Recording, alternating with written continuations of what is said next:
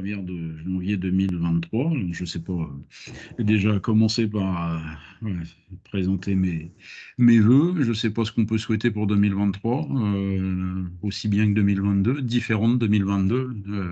Chacun il cherchera, ou sinon on fera plus simple. On essaiera d'avoir la santé, gérer un peu de joie, gérer dans notre vie. Voilà, en attendant 2024.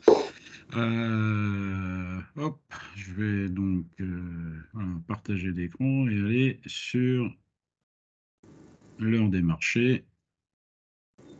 Hop, voilà, c'est comme ça. Oui, alors je peux pas la déplacer, ça va être embêtant. Je voudrais juste avoir ça. Hop. Est-ce que vous voyez ma diapo? Oui. Oui, c'est bon. Oui, C'est bon. Alors, on est parti.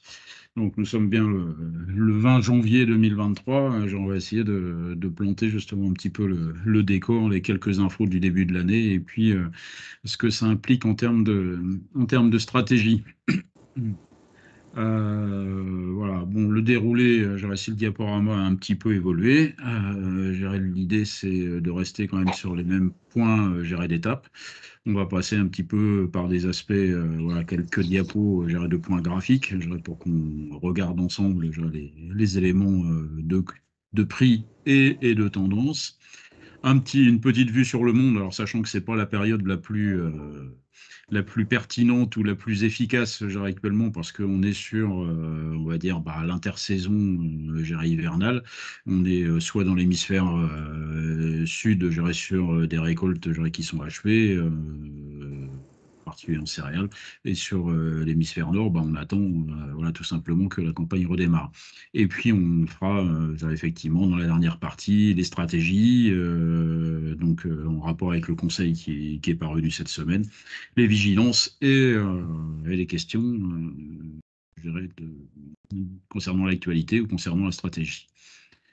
Voilà, donc le premier point, c'est juste regarder, ce qu'il en est de la tendance, du blé. Donc blé mars 2023, Euronext, en cours journalier. Alors, l'allure n'est pas ce qu'il y a de plus sympathique d'une manière générale. On se souvient de la version, de la tension maximale liée à la guerre, des 400 € tonnes gérés sur le prix du blé, récolte 22, livrable mars. Il y a eu un creux, un affaiblissement, une tentative de rebond. Et là, depuis effectivement le mois de novembre, on est reparti, dans une érosion assez continue. Ce qui fait qu'aujourd'hui, on est rendu, voilà, au bas de cette courbe-là, en train d'essayer de défendre des 280 € tonnes, sur les marchés. Il y a quelque chose qui est du domaine de la détente, du côté des acheteurs. C'est un petit peu malheureux à dire, comme ça, mais on va dire, on a été quelque part au printemps dans une sidération, de la situation ukrainienne. C'était nouveau, c'était plein d'interrogations sur ce qui allait se passer. Et aujourd'hui, on est pratiquement rendu, on va dire, à un sujet d'habitude qui consiste à dire, bah oui, c'est la guerre, mais néanmoins, l'Ukraine exporte, peut-être moins, et forcément moins que son rythme normal, mais je pourrais dire, la guerre est là, mais le commerce continue, et ça donne, moins d'éléments de soutien au marché. Et on sait qu'on va dans cette direction-là. 280, c'est un point important parce que c'est quelque part un point de passage en dessous. Ensuite, pour se dire, soit on est capable de rebondir, à ce moment-là, soit on est dans une continuité et ce sera une nouvelle rupture avec le risque de descendre plus bas, de descendre chercher des 250, 260 €, ensuite, ce qui serait plus fâcheux pour la suite de la campagne. Pour le maïs, voilà, on a quelque chose, un chahut qui a été un petit peu différent, puisque le maïs était un peu une production sinistrée européenne. La récolte était loin, des attentes. Production sinistrée aussi, en Ukraine. Pas exceptionnelle non plus aux États-Unis. Donc voilà, on a une allure de ce type-là et une tendance là par contre qui a été vraiment un grand changement quand on a commencé à engager les récoltes. C'est-à-dire on avait pas de disponibilité fraîche auparavant. Et là, quand on a engagé des récoltes, malgré le fait qu'elles soient un peu maigrelettes, on a mis la pression sur les marchés, en particulier les importations ukrainiennes ont mis une pression, même s'ils avaient déjà commencé précédemment, mais on va dire c'est parti plus fort. Et donc là, on est rendu, sur une zone en dessous, 270, 280 euros. Et là aussi, on a un potentiel, pour relâcher plus bas. Il n'y a pas de signaux, on va dire, à attendre, d'un redressement tout de suite ou rapide, dans ces cours-là. Si on essaye de globaliser un peu un point du court terme et un petit peu plus loin, en intercalant au blé mars 23, le blé mars 24, c'est-à-dire pour se donner une échelle d'un an, on voit des tracés qui sont similaires. Si on essaye de suivre le noir du bleu, on se dit que c'est juste, on va dire, à distance constante. Ça veut dire que quelque part, on est aussi dans l'ambiance des marchés, dans quelque chose qui est tendanciellement baissier et dans une allure, qui dit que il y a le fait que la courbe noire soit au-dessus, ça veut dire que quelque part on prime une inquiétude ou une situation physique particulière en regard de 2024. Donc, ça veut dire que quelque part, on n'a pas d'inquiétude forte aujourd'hui sur la logique de la récolte future, concernant les blés. On y reviendra un peu sur les aspects physiques, enfin sur les aspects fondamentaux, pardon. Si on regarde le colza, le temps des colza à 800-900 euros nous semble très très loin. Et il semble tellement loin, c'est un élément qu'on pourra développer en termes par rapport au conseil, c'est de considérer que justement cette zone de 800-900 euros, c'est un peu du passé. Est venu contrecarrer ça, la logique d'une production mondiale qui était bien meilleure. On a retrouvé le Canada, on a l'Australie, qui prend de l'ampleur, sur ce sujet-là. On n'était pas si mal que ça non plus, sur la récolte française et européenne. Et donc on a une tendance, qui ne se dément pas à la baisse.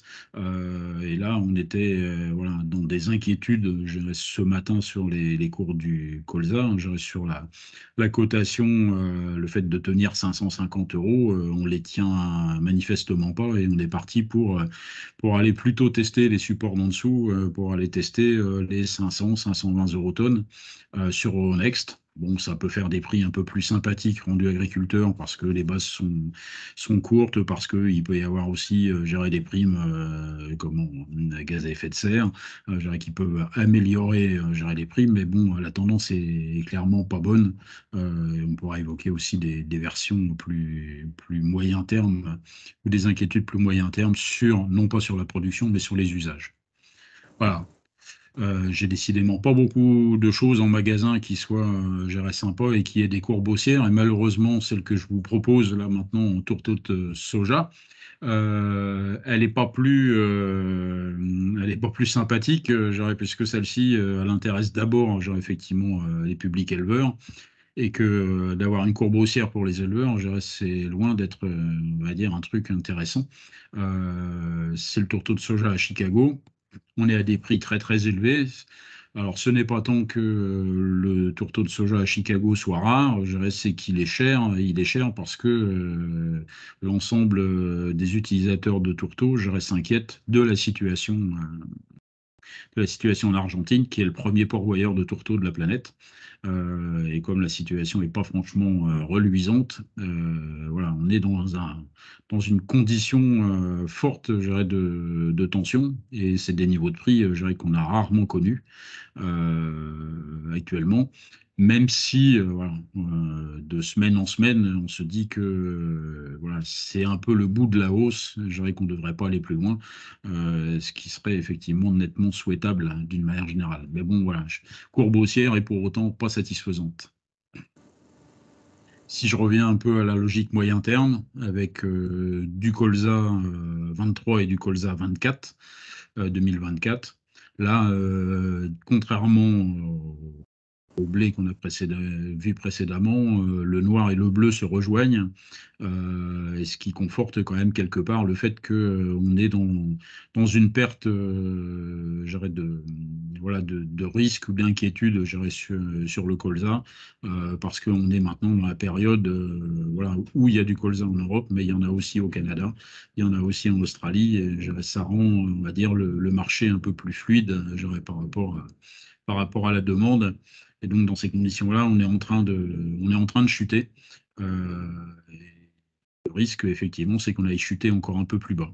Euh, Ça a des implications, je dirais, par rapport à la stratégie, par rapport à ce que vous avez pu lire dans le conseil, on y reviendra. Voilà tout ce que j'avais, je dirais, comme élément chiffré, enfin comme élément chiffré, comme élément graphique, pardon, ce qui nous amène à avoir une vue sur le monde. Bon, je vous l'ai dit tout à l'heure en ouverture, c'est pas tellement, on va dire, une zone ou une période intéressante, hein. Le mois de janvier est pas forcément un grand repère, je dirais, sur l'état de la planète. Donc ça va passer assez rapidement. Je propose d'habitude, on va dire, la carte géogramme, c'est-à-dire celle de la FAO, mais il n'y a pas de rapport, enfin il y a eu une pause, il n'y a pas de rapport au mois de décembre, donc ou pas de carte au mois de décembre, donc je me contente de proposer celle que j'utilise, voilà, que je construis, je dirais, chaque mois, je dirais, quand je présente l'heure des marchés. Bon, vous avez compris, du rouge, du vert, du orange, dans les comment, du rouge, du vert, oui, et du orange pour, voilà, un peu comme les feux, pour dire ça va bien, ça va moyen, ça va mal. Bon, grosso modo, vous avez un point où ça va mal. Je dirais ça, En c'est. vidéo, m'avait dit. Comment? Oui, après 3 heures, 3 heures et demie. Je ne sais pas si on s'adresse à moi, je pense pas, non? Bon, je reprends. Donc l'Argentine, c'est la zone sinistrée, hein, laquelle on a effectivement le point rouge. Bon, c'est clairement acquis, j'aurais pour le blé, puisque maintenant c'est récolté. Euh, et plutôt que les 20 millions de tonnes, j'aurais des années précédentes, ou même plus de 20 millions de tonnes des années précédentes, on est rendu plutôt à 12. Donc là, il y a un tas de blé en moins. Voilà, et c'est aussi une zone d'inquiétude parce qu'on est toujours, je dirais, dans une zone de sécheresse, pour le maïs, pour le soja, ce qui a conduit à retarder les semis, et il fait toujours sec, enfin jusqu'à ces jours-ci où la météo commence, à envisager des retours de pluie. Mais ce qui veut dire que on a déjà perdu des points, je dirais, sur ces futures récoltes de maïs et soja, et que si les pluies ne sont pas aussi abondantes qu'elles ont été rares, je dirais, les mois précédents, je dirais, on ne reviendra pas à la case départ ou à la case optimale. Donc une zone difficile, deux endroits de la planète, à l'opposé, où ça va bien et super bien. Je veux dire, il y en a un qui est pourtant pas très loin par rapport à l'Argentine, c'est le Brésil. Où grosso modo tout va bien. Il y a juste la pointe du Brésil, je dirais, en se dirigeant vers l'Argentine, je dirais, dans laquelle il y a effectivement un peu d'effet de sécheresse, mais je veux dire, dans toute la zone supérieure, on est plutôt bien arrosé, on a semé des quantités ou des surfaces importantes. Donc voilà, maintenant on commence à récolter les sojas, donc il y aura dans les semaines qui viennent, je dirais, des quantités de soja disponibles, et le fait de libérer les surfaces de soja permet de semer les maïs avec des arriérés, comment, des restes d'humidité, je dirais, qui sont largement suffisants. Donc le Brésil est en vert sans problème. Il y a un autre pays en vert, je dirais, c'est l'Australie, pardon, euh, qui a réalisé à nouveau excellente récolte, blé, orge, colza. Ça a été pénible, je dirais, parce que là aussi, on était dans des excès de pluviométrie, mais je dirais, si la qualité y est pas, le volume y est. Et je dirais, maintenant, l'Australie est installée sur le marché, et ce qui fait que globalement, bon, entre le blé argentin qui manque, mais le blé australien qui est en abondance, je dirais, ça met un peu la balle au centre, hein, tout simplement. Voilà. Une zone intermédiaire, je dirais, c'est la Chine. La Chine, on va dire en orange, parce que la question globalement c'est celle du réveil, du retour des achats. C'est assez mou en maïs, assez mou comment, en soja, c'est également assez médiocre en orge. Il n'y a que en blé que ça surnage un peu. Mais puis l'inquiétude maintenant, c'est voilà, hein, je vous ai vu la libération, je dirais, des contraintes Covid, je dirais, qui ont créé une explosion de cas. Et donc, c'est comment, dans quel état la Chine va sortir de tout ça, ce qui est un peu problématique. Et puis après, bah, voilà, je veux dire, vous avez conçu qu'il y a des bouts de vert, des bouts d'orange comme, qui se cumulent, qui se superposent, mais pour autant, c'est l'essentiel pour de l'hémisphère nord, et donc dans une condition actuelle où il n'y a pas vraiment, où il n'y a pas vraiment d'actualité forte, je dirais, c'est juste, on va dire, un peu une position d'attente en disant tout n'est pas parfait, mais tout n'est pas déplorable non plus. Même si on peut citer des petites choses sur l'Amérique du Nord, c'est le fait que bah, voilà, on n'a pas vraiment soldé je dirais, les conditions de sec. On ne peut pas dire à cette époque-là parler de sécheresse parce que c'est au moment où on a par exemple sur l'hémisphère nord les couvertures neigeuses, enfin sur l'Amérique du Nord les couvertures neigeuses. Donc c'est un sec relatif, mais je dirais pour autant, on va dire des humidités de sol qui étaient pas reconstituées, des blés américains en mauvais état, mais voilà, les derniers rapports ont dit c'était peut-être des blés en plus mauvais état, mais plus de surface de blé. Donc il faudra que tout ça se fasse au cours de l'année.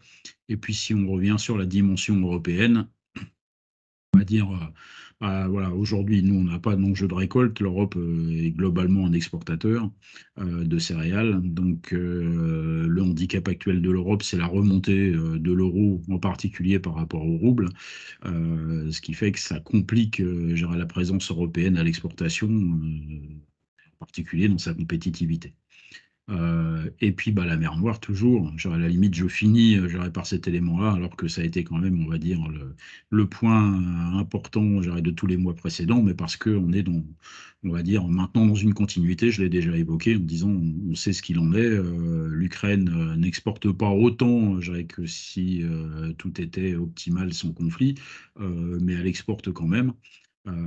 Et finalement, probablement le plus dur est à venir dans les mois qui vont suivre, euh, dans l'année qui va suivre, je dirais tout simplement parce que dans un premier temps, je dirais, l'Ukraine s'est satisfait de pouvoir mettre à l'exportation des stocks qu'elle n'avait pas pu délivrer au début de l'année.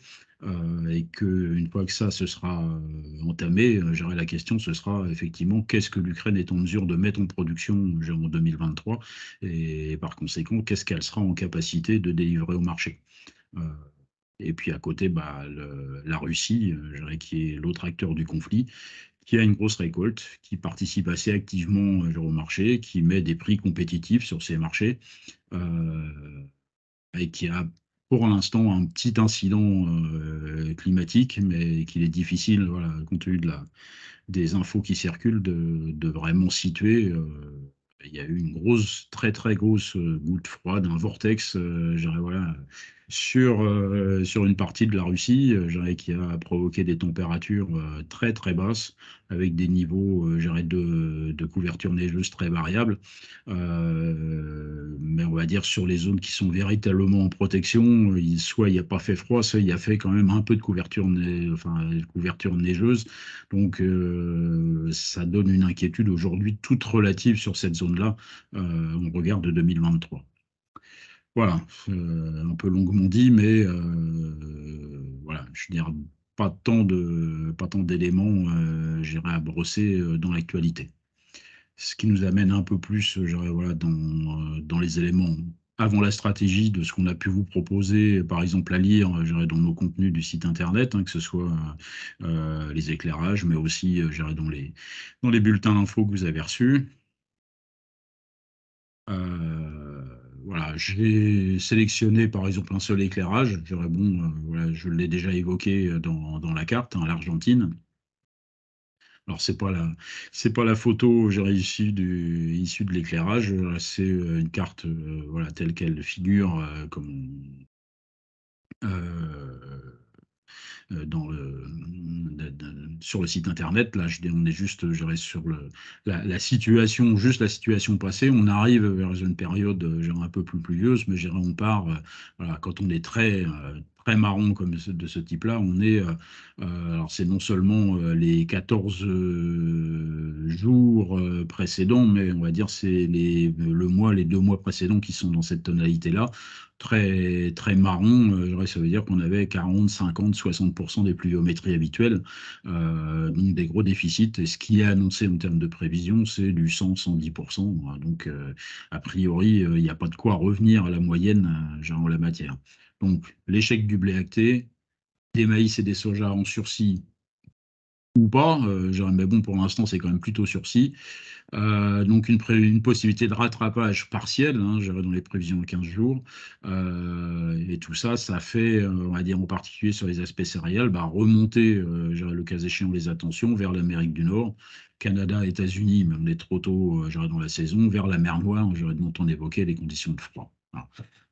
Mais bon, voilà, c'est une zone remarquable dans l'intensité du phénomène qui la touche, mais finalement, c'est pas aussi important si c'est compensé par de la disponibilité russe, si c'est compensé par de la disponibilité australienne, par exemple.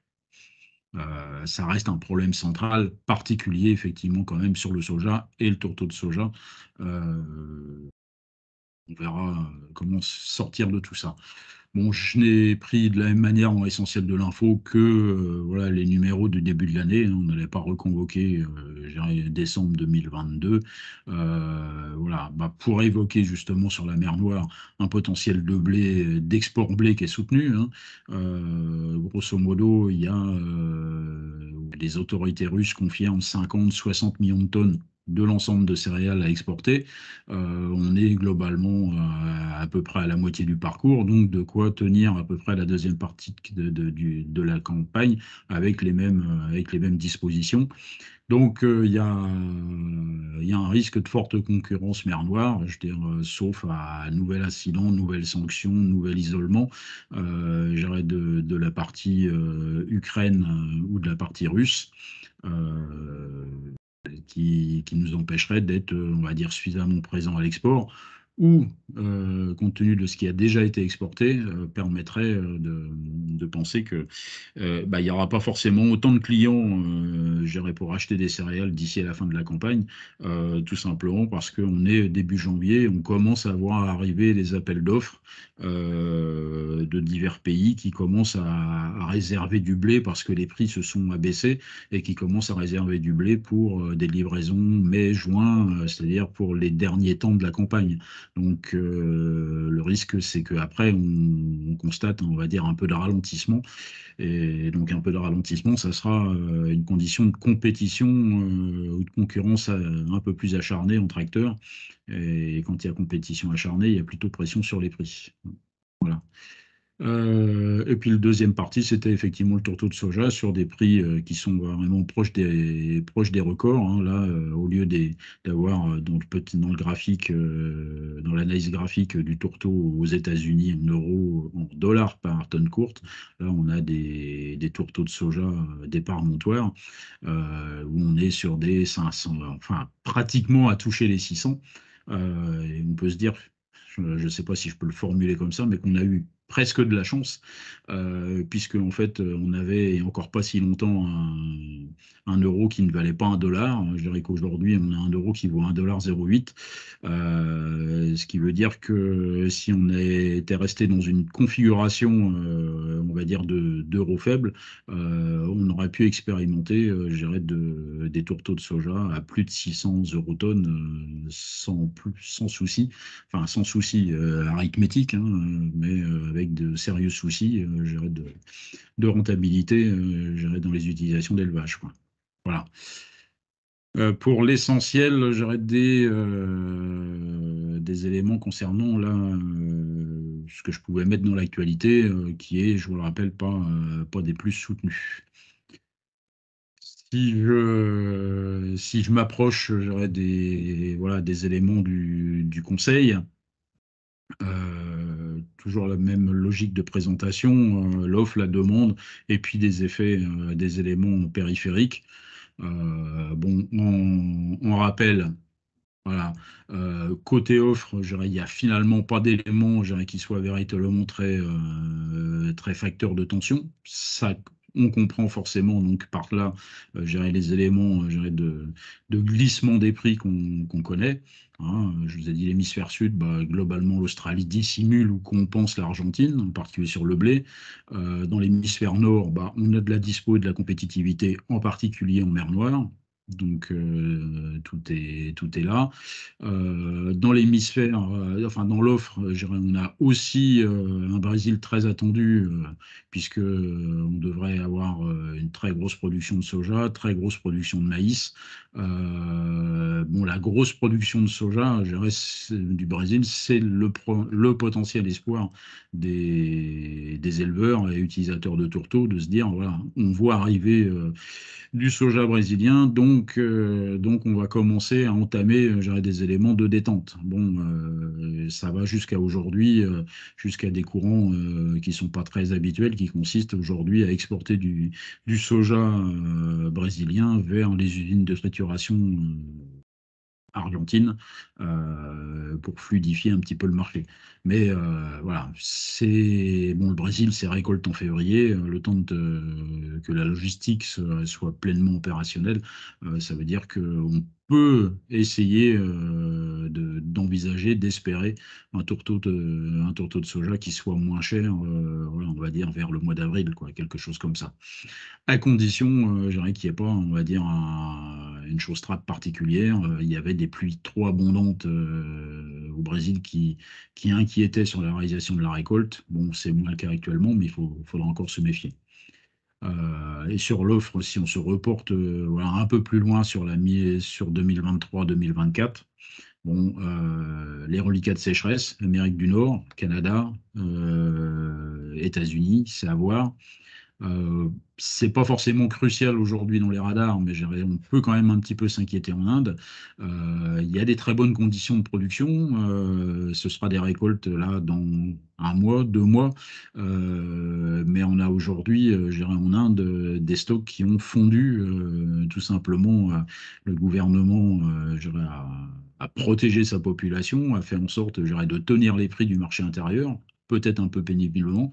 Et il a beaucoup tapé dans les stocks. Et aujourd'hui, je dirais, s'il y avait dans les 2 mois qui viennent un accident de parcours, je dirais, pour l'Inde, je dirais, ce serait très très compliqué. Ça serait un message annoncé de fortes tensions. Et puis 2023-2024, c'est aussi, on va dire, le constat hors les zones géographiques. Donc, en ce qui concerne le blé, puisque je dirais, là on est déjà un peu plus au clair avec ça, sur l'hémisphère nord, les surfaces de céréales d'hiver sont plutôt haussières, pas excessivement, mais plutôt haussières. C'est même plutôt une bonne surprise eu égard au coût des intrants. Et à ce jour, on a des aléas minimes.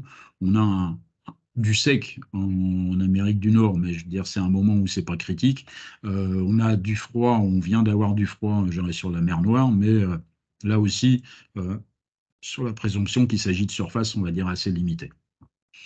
Euh, Dans le chapitre demande, bah, voilà, on peut se dire où est la Chine. Et comment est la Chine, hein, sous le Covid. On fait le constat depuis plusieurs mois que les intentions ou les importations sont pas d'un niveau excellent. C'est encore plus prenant, je dirais, du côté des États-Unis parce qu'ils sont normalement un des fournisseurs, je dirais, de la Chine. Mais bon, compte tenu de la tension qui s'installe entre les deux pays, on conçoit bien quelque part que la Chine diversifie ses ressources et elle va aller chercher au Brésil, alors qu'en maïs, c'était pas du tout une habitude brésilienne, c'était pas une habitude chinoise. Il y a le fait d'aller se servir au Brésil, ça devient de plus en plus le cas. La Chine revient vers l'Australie. Il y avait une grosse brouille depuis 2020 entre la Chine et l'Australie, et on sent de grands signes de dégel, ce qui est pas bon, en particulier pour nos orges. européenne, puisqu'on avait vu la Chine venir jusqu'à nous et intensifier ses achats d'orge. Et on constate que cette année, les achats d'orge en Europe par la Chine sont mous, très mous, hein, et qu'il y a très probablement un reversement, je dirais, des achats chinois vers l'Australie qui est en cours grâce au adoucissement des relations. Et puis, voilà, hors des décisions qui sont de type géopolitique de la Chine, il y a voilà, combien de Chinois sont malades, combien de Chinois sont morts ou vont mourir, je dirais, et dans quel état l'économie peut-elle sortir de cet épisode-là.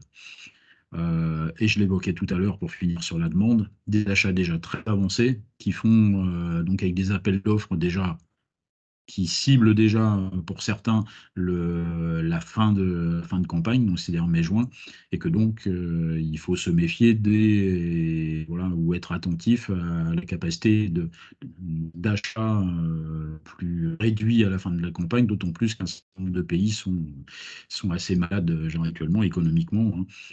On va dire qu'aujourd'hui, l'Égypte importe je dirais, des céréales, mais par exemple, elle importe des céréales dans le cadre de financement ou de refinancement dans le cadre du FMI, quoi. Donc, ce qui est quand même pas très bon signe je dirais, sur la solidité.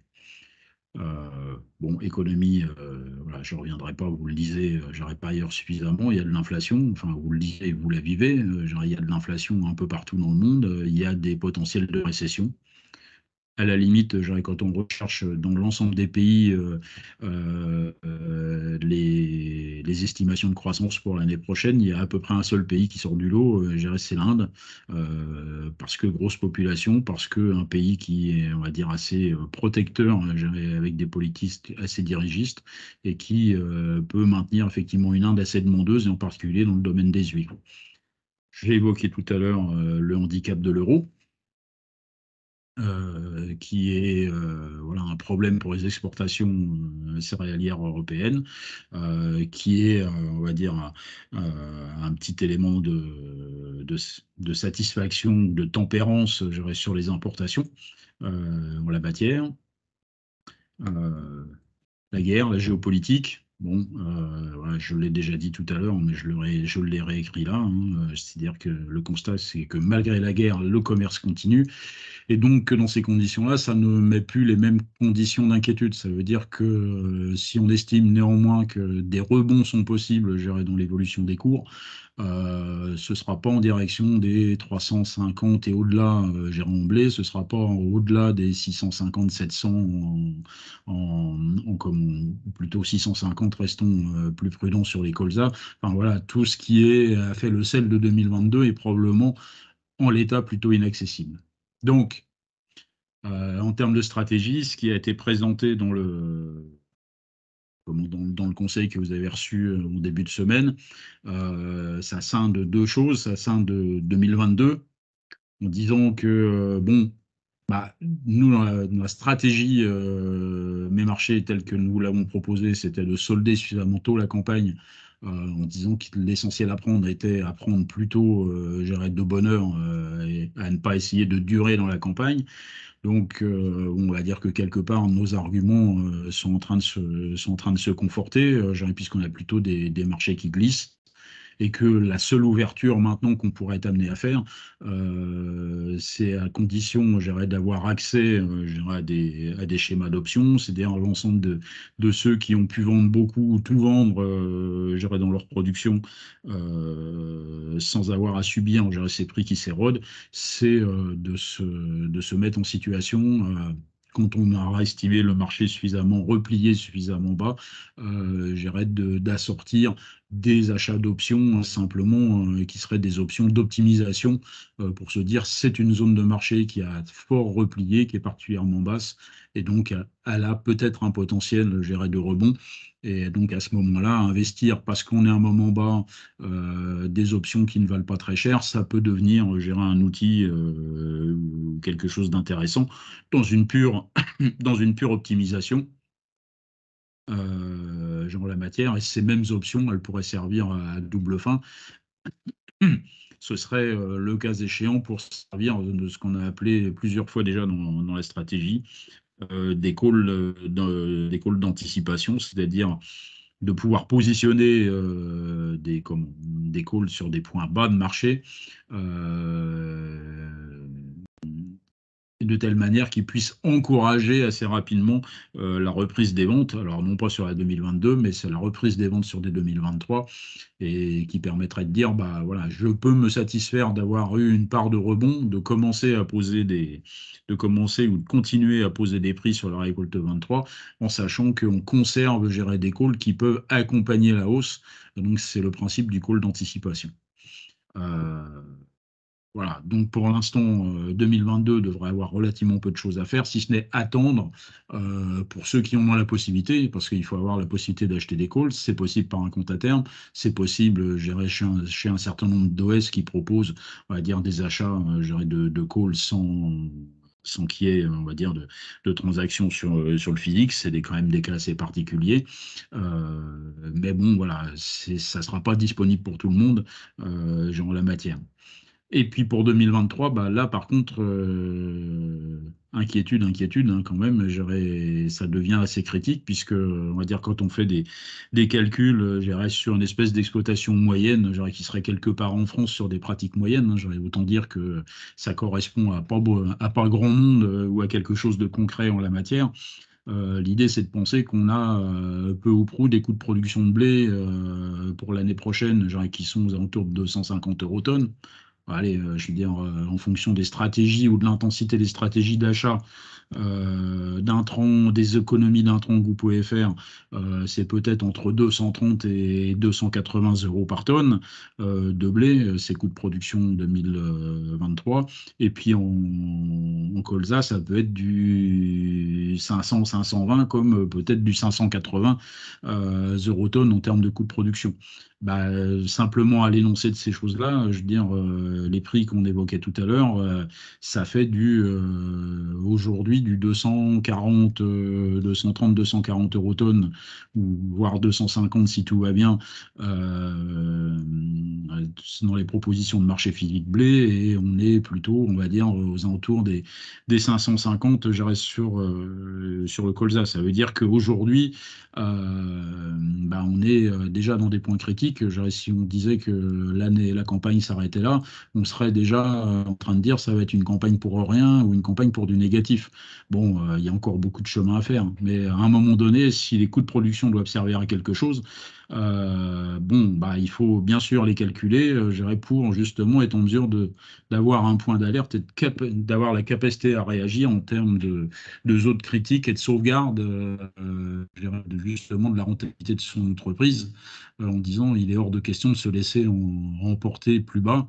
Alors bien sûr, pas en vendant la totalité de ce qu'on produit ou de ce qu'on pense produire, mais en ayant un regard sur, on va dire, là il faut mettre un cliquet, il faut mettre, une mesure de freinage, pour pas prendre un risque excessif et bien sûr, s'en remettre un peu à la volatilité des marchés qui feront qu'il y aura des changements, des surprises et que peut-être on pourra effectivement retrouver un des prix plus intéressants. Et puisque la volatilité est là, c'est quand même un des enseignements de 2022, il est probable qu'elle soit là en 2023, qu'on puisse justement avoir le bénéfice d'un certain nombre de points de volatilité pour se dire il peut être intéressant de mobiliser des options justement pour se donner un peu d'air. Voilà. J'ai monopolisé beaucoup de la parole et je vais plutôt stopper mon diaporama et je vais revenir. Hop, ici, j'arrête le partage. Et je reviens, plutôt voilà, vous écouter, puisque alors c'est peut-être, on va dire, la timidité de début d'année, ou le fait qu'on est à peine rentré dans le début de la campagne, et voilà, vous avez l'occasion de poser des questions préparées. Alors, ben, comme j'en ai pas vu revenir voilà, dans la liste des participants, ben, peut-être bien que c'est en fait tout simplement j'aurais comment des questions qui vont vous venir en direct. Bah, vous avez juste voilà, demander le cas échéant ma réactivité à des questions que j'ai pas pu préparer. Enfin bon, j'espère que j'ai la réponse néanmoins. Et ben, je vois que des micros fermés. Donc, voilà, la première chose, c'est de l'ouvrir, le micro, et puis ensuite de me parler, et de te poser la question. Je vous Bonjour, écoute. moi j'ai une question du coup, donc Pauline de l'Orne. Oui, oui, J'ai une question concernant plutôt tout ce qui est engrais azoté. oui, Les cours actuels sont quand même plutôt à la baisse. Est-ce que oui. on peut avoir quelques explications du pourquoi et sur le moyen et long terme, quelles sont Oui. plutôt les prévisions? Alors, je veux dire, bah, le principe, alors c'est vrai que bon, il faudrait que j'aille reconvoquer un graphique genre la matière, mais bon, quelque part, on est dans le même élément. Ce qui a fait la tension, je dirais, sur les engrais, c'est que l'année dernière, enfin, l'année dernière, on a connu une bonne partie de l'année avec des prix du gaz, je dirais, extrêmement élevés. Et ça, c'était carrément, on va dire, quelque chose qui excluait, je dirais, la capacité de produire des composants des engrais azotés.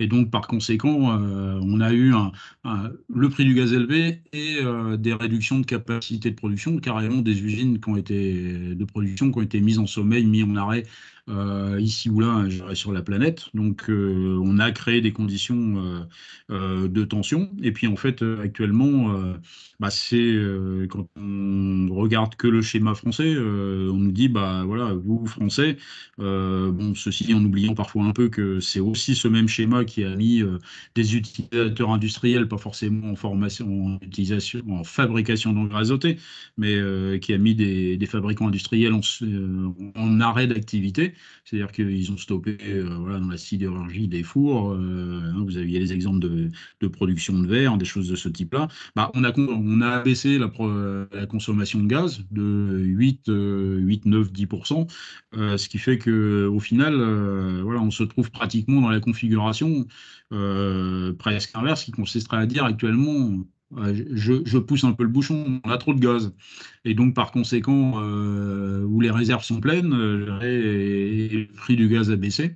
Et donc, les usines qui réactivent aujourd'hui de la fabrication, eh ben, le font sur des tarifs, on va dire, plus acceptables. Alors, attention, hein, il y a eu un avant-Ukraine, et même plutôt avant la reprise post-Covid, où on avait un prix du gaz. Quand on est arrivé, je dirais, sur la reprise, on est passé à prix du gaz x4. Quand on est arrivé avec l'Ukraine et l'ensemble des risques, je dirais, sur la production, sur le commerce, sur les restrictions, puisque la Russie en particulier un producteur important d'ammoniac, on est monté jusqu'à un prix du gaz x10, quoi. Donc, en fait, ce qui était pas tenable, c'était le x10. Ce qui est tenable, je dirais, c'est plutôt le x4 du prix du gaz, enfin tenable. Ce qui est concevable, c'est le prix du gaz x4, donc c'est-à-dire c'est de la solution azotée, probablement, on va dire aux alentours du 600 euros tonne, quoi. Je veux dire, et on n'est pas loin d'être rendu. Et je pense que dans ces conditions-là, d'autant plus que bah, après il y a un caractère très saisonnier, hein, les engrais azotés fonctionnent, je dirais, à la saison. Et quand on est en pleine bourre de l'utilisation de l'azote, eh ben, c'est pas là qu'on fait les soldes, hein, chez les fabricants. Donc, ce qui me semble, je dirais, parfaitement concevable, c'est on soit en train de constituer un palier autour des 600 euros tonnes de solutions azotées, par exemple, et qu'il sera difficile dans les mois qui viennent, je dirais, de faire moins que ça. Euh, c'est ça l'effet. Après, bon, voilà, mais c'est pas, ça c'est pour 2023, je dirais, ça va faire le complément, je dirais, d'achat de ceux qui se sont refusés à acheter de l'azote en avant-saison, qui n'auront pas eu totalement tort, genre, en la matière, à condition qu'il y ait effectivement la disponibilité et la livraison. Alors, si la question elle est plus moyen terme, bon, bah, c'est de se dire est-ce qu'on aura de l'azote bah, tel qu'on l'avait, quoi, c'est-à-dire aller, soyons gentils, du 180-200 euros tonnes en solution azotée. Ça, il y a fort à penser que c'était le monde d'avant, tout simplement parce que c'est après extra-agricole, c'est celui de la transition énergétique. Et la transition énergétique part d'un postulat, pour que la transition soit efficace, il faut que l'énergie soit chère. Et partant de là, je dirais, bon, voilà, la zone des 150-200, c'est à mon sens mal parti. On aura sûrement des choses qui, dans un premier temps, iront chercher les 400, les 600. Après, il y a les fantasmes, je dirais, de l'azote vert, c'est-à-dire de l'azote produit sans gaz, avec des procédés, on va dire, différents avec l'hydrogène. Pour l'instant, dans ce domaine-là, on est à l'aspect du démonstrateur. Des quelques pourcents de capacité de production peuvent être mobilisés là-dessus et que bah, avant qu'on ait ces usines de production sans le support d'une énergie chère comme le gaz, il faudra probablement quelques milliards d'investissements et une bonne série de mois, quoi. Donc je pense qu'il faut inscrire, je veux dire, la réflexion sur le prix des engrais, sur euh, un potentiel de détente à moins que, voilà, malheureusement, j'ai l'impression que quand il s'agit sur le terrain, on utilise des armes de plus en plus puissantes et des matériels, je dirais, de plus en plus sophistiqués en Ukraine voilà, par rapport face à la Russie. Si on doit aller de surprise en surprise et d'escalade en escalade, peut-être qu'on peut recréer les éléments d'une tension et celle d'une azote ou d'autres intrants qui vaudraient 700, 800 euros la tonne. Mais bon, pour l'instant, ce serait plutôt un intermédiaire. Peut-être qu'on peut considérer qu'une zone aux alentours de 600, c'est une zone de compromis, je dirais, qui est jouable alors qui est jouable je dirais, à terme de production. Après, on est d'accord, hein, on s'interroge sur est-ce qu'on est tous bien armés pour produire du blé rentable avec de l'azote à 600 euros tonne en solution azotée. Bah, la force est de constater, c'est un peu les mots que j'ai dit, hein, si on est dans les conditions de 2022 avec des prix à 350 euros tonne, il n'y a globalement pas de souci. Si on est dans la tendance de 2023 avec des prix agriculteurs qui pourraient revenir vers la situation des 200, 220 euros tonnes, c'est plus tendu cette affaire, hein. C'est plus tendu. Voilà ce que je peux dire sur l'engrais azoté. Je ne sais pas si la Oui, très réponse bien, satisfait, merci. mais Oui, j'en ai pas merci. d'autres, hein, sinon. Euh, Non, mais au moins, c'est clair. Après, là, c'est plutôt les interrogations qu'on a. Enfin, bon, à l'automne, les agris avaient plutôt la possibilité alors, d'acheter des engrais chers, mais de vendre du blé cher. Donc, la oui, compensation. oui, Là, ce qui est plutôt dans la ligne de mire, c'est des tourteaux qui restent chers oui. et des engrais azotés qui coûteront un peu moins cher, mais enfin, en tout cas, des prix de vente qui sont plutôt à la baisse. Hmm. Et moi, en tout cas, pour toute ma partie des éleveurs, c'est plutôt l'inquiétude sur les tourteaux, en fait. Oui. Mm, Ah, c'est voilà. sûr que voilà, il est temps, voilà, le principal élément de détente, je dirais, qu'on peut espérer, je dirais, c'est effectivement, je dirais, l'arrivée du Brésil, quoi. Parce que voilà, maintenant on est au tout début. Les premières tonnes, je dirais, de soja brésilien sont en train d'être récoltées. Je dirais, mais ça va vraiment prendre son ampleur. Je dirais, voilà, sur le mois de février, je dirais, sur le mois de mars. Et au final, je dirais, compte tenu des conditions, on table, je dirais, pratiquement 150 millions de tonnes de soja, c'est-à-dire une progression très sensible de la production brésilienne qui n'est pas, on va dire, un énorme triturateur, mais j'ai au besoin, comme on voit les mouvements actuels, ce serait de voir du soja brésilien qui, voilà, qui descendrait par barge fluviale, je dirais, jusqu'à des usines de trituration argentines qui, elles, sont un peu privées de soja, je dirais, actuellement, et donc dans ces conditions-là, d'avoir un effet sur les tourteaux. Alors, en ayant un effet sur les tourteaux de soja, je dirais, après, il ne faut pas se voiler la face, hein, je dirais, si on a, malgré des récoltes de colza, je dirais, des tourteaux de colza qui restent assez chers. Je dirais c'est pas, c'est simplement que voilà, quand on est concurrent sur un marché d'alimentation du bétail et qu'on voit du tourteau de soja très cher, je dirais il y a une certaine logique économique pour un certain nombre d'acteurs de dire c'est pas la peine de brader du tourteau de colza en parallèle. Donc il faut compter fermement, je dirais, sur le Brésil, bon, c'est quand même moins qu'une hypothèse, puisque voilà, aujourd'hui, on est en train de commencer à récolter. Donc, ce qui pourrait être gênant, ce serait les pluies qui étaient abondantes, qui avaient tendance à se calmer, et si on retournait à des conditions qui soient très pénalisantes pour récolter les sojas, et auquel cas, on garderait les tourteaux chers encore un peu plus longtemps. Donc pour l'instant, une stratégie d'éleveur, je dirais, c'est de tendre le dos, c'est d'acheter des tourteaux aussi peu qu'on peut en avoir besoin, quoi. Je veux dire, un peu au jour le jour, parce que sauf avoir été très très anticipateur, en général, on est arrivé quand même, chez la plupart, au bout de ce qu'on pouvait avoir acheté d'avance, et donc maintenant on n'a plus accès qu'à du cher. Mais bon, alors après, on est bien d'accord, hein, l'arrivée du Brésil, ça garantit pas, je dirais qu'on va retrouver tout de suite des tourteaux pas chers. Mais je veux dire, bon, de quitter la sphère des 500, des 600, enfin, s'éloigner de la barre supérieure des 600 pour espérer revenir sur des zones aux alentours de 500 ou de mordre un peu par en dessous, voilà, ça sera déjà le premier effet recherché, quoi. Mais bon, ça sera déjà mieux en la matière, on est d'accord. Ouais. Autre chose? Je réfléchis, pour l'instant non. Mhm. Voilà, est-ce que quelqu'un d'autre veut poser une question? Alors, toujours avec la même recommandation, ouvrez vos micros, hein, je vous entendrai mieux. Non? Bon, écoutez, on est arrivé presque à l'heure, hein, je veux dire, voilà, ça s'appelle l'heure des marchés à bon droit en la matière. Eh ben, écoutez, si l'essentiel